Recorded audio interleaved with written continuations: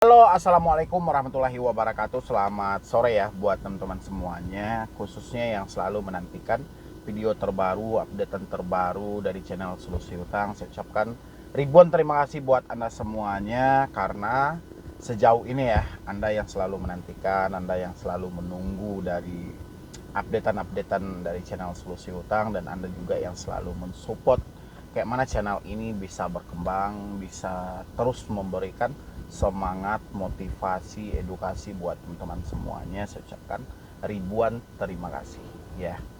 Jadi hari ini di 5 aplikasi pinjol legal ya, atau pinjol yang sudah terdaftar di Otoritas Jasa Keuangan, dan orang ini hanya mampu untuk membalikan pokoknya saja ya. Apakah itu bisa menyelesaikan masalah, Bang? Karena saya mendapatkan satu email dari orang yang mau konsultasi, atau dia yang mau berdiskusi mungkin ya, karena dia kebingungan dalam sebuah pendapat mereka.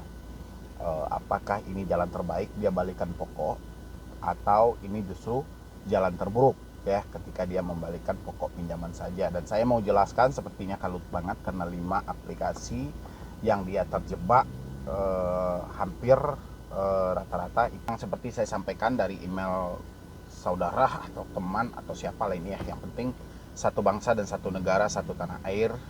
Dan dia bertanya kepada saya, dan emailnya sudah saya munculkan di layar Anda. Ini di atasnya pinjol, nama pengirimnya Nick Official. Bang Medi, saya mau share pengalaman saya di dunia pinjol ya. Baru-baru ini saya baru masuk dan terjebak di dunia pinjol, Bang. Awal mula saya masuk gara-gara aplikasi EasyCash ya. Awal mula dia masuk terjebak di pinjol gara-gara aplikasi EasyCash. Saya mengajukan pinjaman sekitar 1 juta rupiah. Kemudian dana yang ditransfer dan disetujui 6 juta, Bang.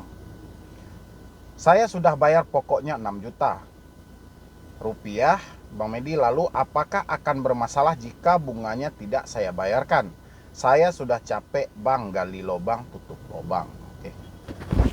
Itu ungkapan awal dia ya. Dia terjebak, awal mula dia terjebak di aplikasi EasyCash. Dia mengajukan 1 juta, malah disetujui 6 juta. Kok bisa? Gitu ya. Kok bisa? Saya juga bingung ini. Kok bisa yang diajukan 1 juta tapi yang disetujui 6 juta? Yang bukan sebatas disetujui aja, tapi di sini posisinya ditransfer pinjaman 6 juta, dan saya yang ditransfer dan disetujui 6 juta, Bang. Saya sudah balikan pokoknya. Ya, yang jadi saya agak bingungnya, kenapa orang ngajukan 1 juta, disetujui 6 juta, malah ditransfer? Itu poin pertama ya. Habis itu dia pertanyaan di sini, apakah dia bayar pokok dan dia tidak membayarkan bunganya? Itu apa tadi ya? Bayar bunganya tidak saya bayarkan, saya sudah capek gali lubang. Apakah akan bermasalah? Kalau untuk bermasalah sih tidak. Ya, bermasalah mungkin Anda akan dikejar-kejar ini segala macam, ya mungkin tidak. Tapi kalau Anda terus-terusan ditagih, itu pasti ya. Karena kita kembali lagi ke perjanjian awal kita. Ya.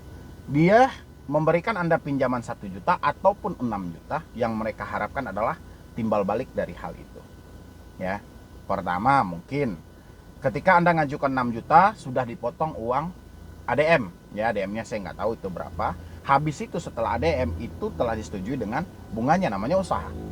Ya, dia modalnya 6 juta, ya dia nggak mungkin dong jual 6 juta juga, pasti dia jual 6,5. Atau dia bisa jual 7 juta. Itu kan mereka ngarapin untungnya. Yang jadi pertanyaan Anda, ketika saya membalikan pokoknya, apakah ini akan bermasalah? Tetap ya, Anda akan tetap ditagih terus-terusan. Tapi minimal, ya ini minimal Anda sudah membalikan yang hak awal dari mereka, Anda sudah balikan sebatas dengan kemampuan Anda. Karena saya lihatin dari cerita di awal tadi, Anda hanya mengajukan 6 juta, 1 juta loh yang mereka cairkan sampai 6 juta. Berarti berapa kali lipat itu? Ya, berarti ada 6 kali lipat banyaknya. Dan Anda masih menyanggupi untuk membalikan pokoknya. Hebat. Ya, tapi dengan Anda membalikan pokoknya, ini perkara belum selesai, tapi minimal sudah Anda kembalikan yang hak mereka. Tapi kalau soal bunga ataupun denda biasanya terus berjalan. Ya, tapi Kembali ke kemampuan Anda lagi. Kalau kemampuannya cuma segitu, ya kita apa boleh buat. Ya. Habis itu karena dia sudah capek, gali lubang tutup lubang, itu pernyataannya. Dan ada lagi aplikasi lain yang nominalnya lumayan bang, seperti Indodana. Saya ada pinjaman 5 juta. Lalu ada Kami, saya ada pinjaman 3 juta. Kredit Pintar 6 juta, sisa 2 ansuran lagi Bang Medi. Dan rupiah cepat senilai 800.000. Pertanyaan saya bang, bagaimana jika saya melunasi pokok bunganya akan bermasalah dan akan membengkak bang? Jujur saya sudah capek bang, bingung, frustasi, harus bagaimana Bang Medi? Saya sudah ada dana dan itu cukup untuk membayar pokok semua pinjol tersebut. Mohon solusinya bang. Saya sudah hubungi CS, tidak ada keringanan sama sekali. Padahal tenor masih jauh-jauh dan saya ingin melunasi pokoknya dan bunga 1 bulan. Terima kasih ya Bang Medi membaca dan mau memberikan solusi kepada saya. Saya spill nomor WA Bang ya, semoga bisa sharing Bang. Oke, nomor WA-nya kita sensor ya di sini ya karena tidak layak untuk dipublikasi. Oke. Yang menjadi pertanyaan dia adalah bagaimana jika saya melunasi pokoknya saja? Anda melunasi pokoknya saja itu nggak ada masalah. Tapi kalau Anda berharap dengan Anda melunaskan pokoknya itu urusan dengan pinjol selesai, belum. Ya. Habis itu di sini apakah bunganya akan bermasalah Bang dan akan membengkak Bang? Kalau saya seingat saya ya, sesingkat mungkin pengetahuan saya ya, kita juga tidak tahu nih ya dari pinjol ini entah seperti apa pola mereka. Kalau kita kembali ke leasing, misalnya kita sudah melunasi pokoknya, biasanya berapapun bunganya itu tidak akan nambah dan dendanya juga akan berhenti. Ya, biasanya. Tapi kita tidak tahu ini peraturan dari pinjol. Ya, minimal kalau sudah batas kesanggupan Anda cuma segitu dan Anda sudah mentok, ya, saya dengan Anda membalikkan pokoknya saja, saya sudah salut itu dengan etikat baik Anda. Ya. Karena Anda ingin mengakhiri semua ini. Ya, cuman ada satu keraguan, Anda malah memikirkan bunga ataupun dendanya. Kalau berdasarkan pengalaman saya tadi, ya, saya yang mencoba ke leasing, ya, yang beberapa ada yang kredit motor, kredit mobil, biasanya kalau pokok sudah habis, ya, kalau bunga memang tetap, ya, denda terhenti, biasanya, ya. Harusnya hal seperti ini Anda coba lempar kepada otoritas jasa keuangan ataupun AFPI. Bagaimana kalau saya sudah membalikkan pokok hutang saya? Apakah denda ataupun bunga dari pinjol ini akan terus berjalan? Ya, coba dulu Anda tanyakan ke AFPI karena ini juga salah satu hal yang baru ya. Karena yang dipikirkan denda ataupun bunganya. Ini kita sudah selesaikan pokoknya. Kalau kita merujuk ke ilegal, ini ilegal ya. Kalau ilegal, memang jalan dia denda dan bunganya terus jalan. Ya. Dendanya itu cepat banget itu jalannya per hari. Tapi kalau ke legal, apakah sudah dikunci oleh otoritas jasa keuangan berdasarkan aturan POJK atau gimana? Coba Anda lebih ke otoritas jasa keuangan, kirimkan email seperti yang Anda kirimkan kepada saya, nanti kita tunggu jawabannya. Kalau misalnya, ini misalnya ya, seandainya atau seumpamanya Anda sudah ngirimkan email kepada otoritas jasa keuangan dan ke AFPI tidak menemukan jawaban dari hal itu, kembalikan ke etikat baik Anda lagi. Ya, etikat baiknya gimana Bang? Ke kemampuan Anda lagi. Kemampuan Anda saat ini cuma membalikkan pokoknya, balikan semuanya. Ya, persetan dengan dendanya, persetan dengan bunganya. Kembali ke kemampuan Anda. Karena kita sudah berusaha nih mencari solusi yang terbaik di balik ini.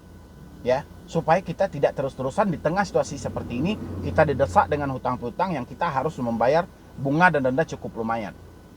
Ya, jadi buat teman-teman semuanya, mungkin dari saya cuman seperti itu ya. Kembali lagi ke kemampuan Anda kalau menurut saya. Ya, kalau kita memikirkan bunga ataupun dendanya memang agak rumit ya, agak rumit, tapi alangkah baik, lebih tepat dan lebih efisien ya. Anda tanyakan kepada AFPI dan OJK. Ini masalah aturan yang mereka terapkan kepada pinjol legal. Ya, contoh, ini contoh ya. Misalnya bunga ditetapkan 20%, ini bunga ya. Berarti utang kita 1 juta, bunga 20%, berjanji kita membayar harus 1.200.000. Ya, 1.200.000.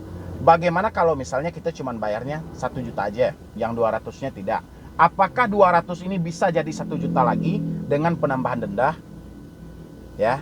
Atau misalnya meskipun pokok telah dibayar, bunga ini dianggap juga masuk ke dalam barisan hutang pokok kita juga, atau kayak mana gitu loh. Alangkah baiknya kepada otoritas jasa keuangan. Tapi kalau tidak menemukan jawaban dari otoritas jasa keuangan atau AFPI, kembali ke diri kita lagi, mampu atau tidak.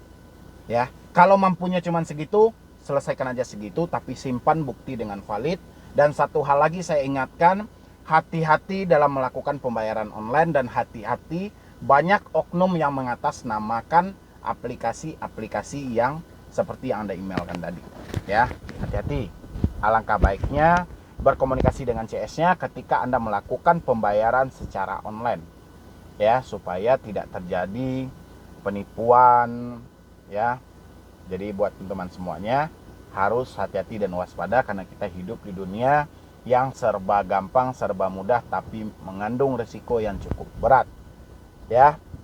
Dengan Anda menghentikan gali lubang tutup lubang, saya angkat jempol dan saya beri Anda semangat, dan kalau dari penilaian saya 100 lah kalau Anda bisa mengakhiri gali lubang tutup lubang. Kenapa? Karena setiap kali lubang yang Anda gali, lama kelamaan lubang itu akan menjadi jurang yang paling dalam yang tidak mungkin lagi bisa Anda timbun, ya, ataupun Anda tutup.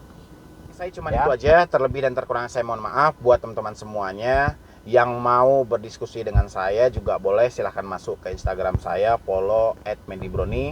Dan Anda jangan lupa juga support channel YouTube saya satu lagi, tinggal diketik aja Medibroni, nanti Anda diarahkan ke channel YouTube saya satu lagi. Dan support juga, saya juga membahas dengan topik yang sama tapi versi yang berbeda, ya. Dan mungkin sekian dulu dari saya, Medibroni. Wassalam.